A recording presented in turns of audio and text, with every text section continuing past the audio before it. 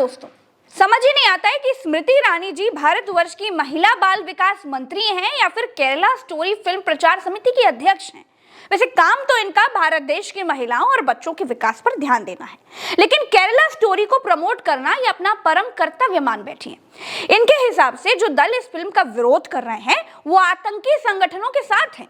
यानी ममता बनर्जी तो इस फिल्म का विरोध छोड़ दीजिए, बैन ही कर दी है, तो ममता बनर्जी तो आतंकियों की सरगना हुई, ओवैसी आतंकियों के साथी हुए, सारे कांग्रेसी आतंकियों के साथी हुए। आतंकियों के इन साथियों को तो स्मृति ईरानी जी ने बड़े आसानी से पहचान लिया। कितना बड़ा काम किया है। अब वक्त आ गया है कि इनका प्रमोशन करके इनको गृह मंत्री अपॉइंट कर दिया जाए। स्मृति जी को भारत में इतने सारे लोग केरला स्टोरी का विरोध करते हुए नजर आ जाते हैं, लेकिन सब गिरफ्तार क्यों नहीं किए जाते हैं? अब भारत देश में जितने भी दल फिल्म का विरोध कर रहे हैं सबको जेल भेज देना चाहिए।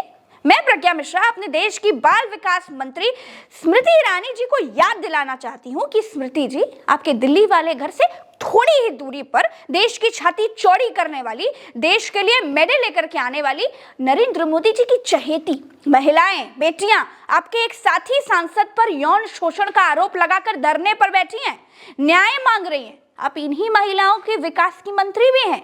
आप कुछ कहती क्यों नहीं? कम से कम यही बोल दीजिए कि जो पीड़ित महिलाओं की बात ना सुने वो जल्लाद है, असुर है।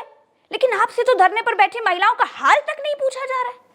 स्मृति ईरानी जी, आपके लिए थोड़ा और आसान कर देती हूँ। धरने पर बैठी महिलाओं को आप बीजेपी सांसद बृजभूषण शरण सिंह का विरोधी मत मानिए, छोड़िए, आप बीजेपी नेता बबीता फोगाट की बहन ही मान लीजिए।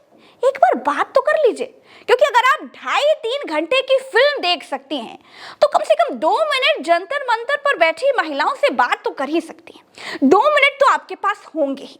और अगर देश की बेटियों के लिए, देश की शान बन चुकी महिलाओं के लिए, उनसे बात करने के लिए महिला और बाल विकास मंत्री होते हुए भी आपके पास वक्त नहीं है, तो आपका महिला और बाल विकास मंत्री होना ना होना सब बराबर है।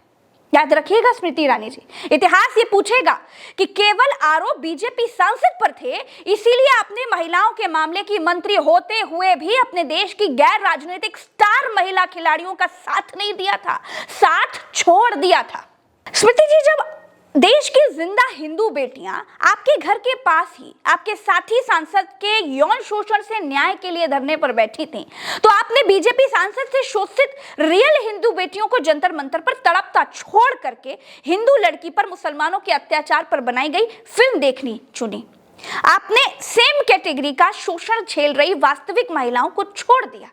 फिल्म के किरदार पर चिंता जताना आपने चुना। इतिहास याद रखिएगा स्मृति जी, धरने पर बैठी देश की पहलवान बेटियां मेरी कोई नहीं है, ना तो मेरे राज्य की हैं, लेकिन मेरे महान भारत देश में अगर महिलाएं सत्ता में बैठे लोगों के यौन उत्पीड़न से त्रस्त हैं तो ये जुल्म ISIS के जुल्म से भी बहुत खतरनाक जुल्म है। बेटियों को नोच खाने वाले जब घर में बैठे हैं भेड़िए, तो ये ISIS की आतंकियों से ज्यादा खतरनाक है। घर में बैठे भेड़ियों की सुरक्षा के मुकम्मल इंतजाम किए जाते हैं। स्मृति जी, अगर आप महिला होती तो आपसे कुछ कहने, कुछ समझाने के लिए उम्मीद की जा सकती थी, लेकिन आप नेतागिरी की मशीन में लगा वो पुर्जा हो गई हैं जो मेरा मशीन संचालक की कमांड के हिल तक नहीं सकता। हो सकता है कि कर्नाटक में वोटिंग वाले दिन आपके पास केरला स्टोरी देखने की कमांड आ गई हो, कुछ भी मुमकिन हो सकता है, राजनीति है। इसीलिए आप जंतर मंतर की पहलवान स्टोरी को नजरअंदाज करके केरला स्टोरी से मंत्री बनने के बाद भी जीवन में आया अपना ये खाली समय काट रही हैं। बुरा लगा हो तो माफ कर दीजिएगा, मैं किसी से व्यक्तिगत सवाल नहीं करती, लेकिन आप महिला एवं बाल विकास मंत्री नहीं होती ना तो मैं कुछ नहीं बोलती, चुप रहती। दोस्तों, मैं नहीं जानती कि आप मेरे इस वीडियो को देख करके क्या सोचेंगे, क्या समझेंगे, लेकिन मैं इतना जरूर जानती हूं कि शोषण शोषण है, चाहे वो ISIS का आतंकी करे या संसद में बैठा सांसद। इस देश में किसी भारतीय जनता पार्टी के सांसद से न्याय मिलना कितना कठिन होता है। आप जंतर मंतर पर बैठी महिला पहलवानों के संघर्ष से देखते रहिए, सीखते रहिए और समझते रहिए। नमस्कार।